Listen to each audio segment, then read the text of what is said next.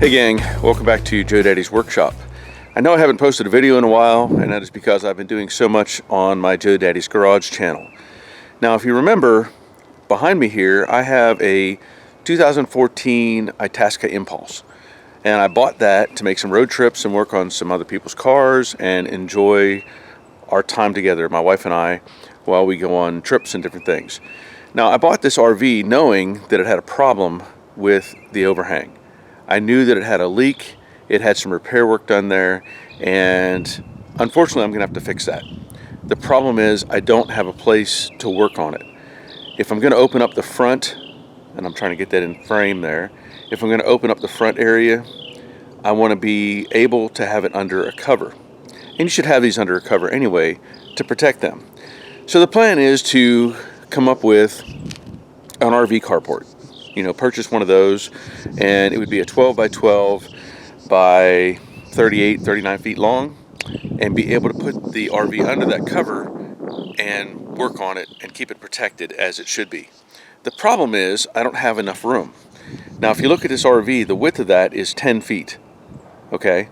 And I'm basically up against the side of my garage, and I have this barn over here. Now to give you some perspective, that is a 12 by 12 barn that I put there probably about 30 years ago, to be honest. That is a building that I purchased from somebody else. Me and some friends took it apart, loaded it on a flatbed trailer, brought it here, and then I reassembled it. I also made that roof design. So this barn shape, it had a 412 pitch roof on it, and I got rid of that. I wanted it to look more like a barn, so I kind of did my own design and made it look like a barn, because I like barns. So here's the problem now. I need to move that barn, and let me show you what I have going on. So basically, because I need 12 feet to cover this, but I also need 3 feet roughly per side. So over here, I have the overhang of the garage that I have to deal with, and that overhang is a 2-foot overhang at a 10-foot height. So I can't go up against it anyway. I'm gonna have to come over some and have a 3-foot gap between the sidewall and the new carport. So that means the RV needs to move, and also the barn needs to move. Now, I spent yesterday emptying out all the stuff that I had in that barn. I had my lawnmower, I've got car parts, I have wheels, I have all kinds of stuff that I've kept in that barn for years. So this barn, you know, the reason I want to move this is because I can't replace this. Basically, the cost of one of these is pretty expensive, and it makes more sense to just move it, and I'm going to have to move it about 10 feet. So the 10 feet is approximately about where that piece of wood is right there. Hopefully I'm putting it in the right spot. So that's about 10 feet. And this barn is kind of built like a house. And I ran into some other problems because I know I've had an armadillo living underneath it. But if I open this up, I found that I have some rot in the bottom on this side. And it looks like there's been a nest or something under there. So this will have to be repaired. I need to probably replace this flooring. Now this flooring is 2x6, 3/4 inch pressure treated plywood, and this is built pretty much like a house. The previous owner had built this on 16-inch centers, so it has the structure of a house. And then I added these upper rafters here, and I have some wood stored up there, as we all kind of do. So what am I going to do? Well, let me show you. My neighbor over there has a bobcat, and he's uncovering it as we speak. I have these 16-foot 4x4 pressure treated posts, and the idea is we're going to lift this up, put the 4x4s underneath. I'm going to move the RV, and we're going to push on it and hopefully slide this barn the 10 feet that it needs to go. So I'm going to set up the camera to film all this and see what happens, and hopefully we have success. Did you see my little tractor I put in there? We'll talk about that later.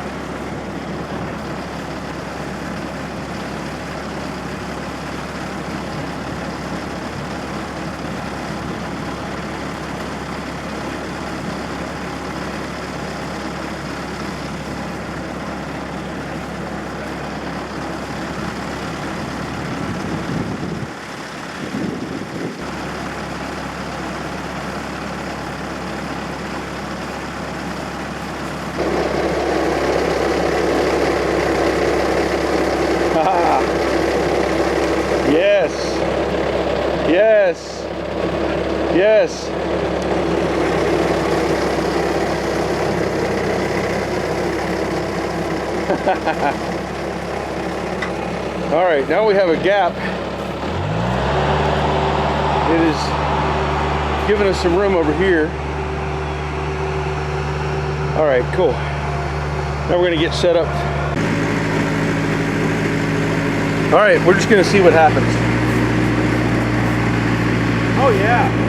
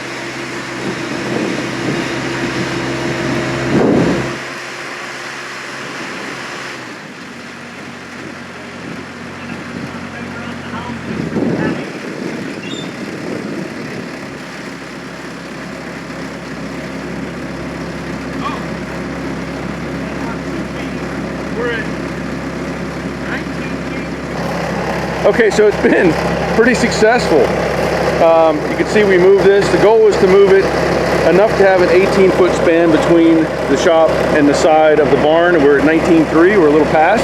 That's okay. My limit was 10 feet at the most, and we are within that range. So I was surprised.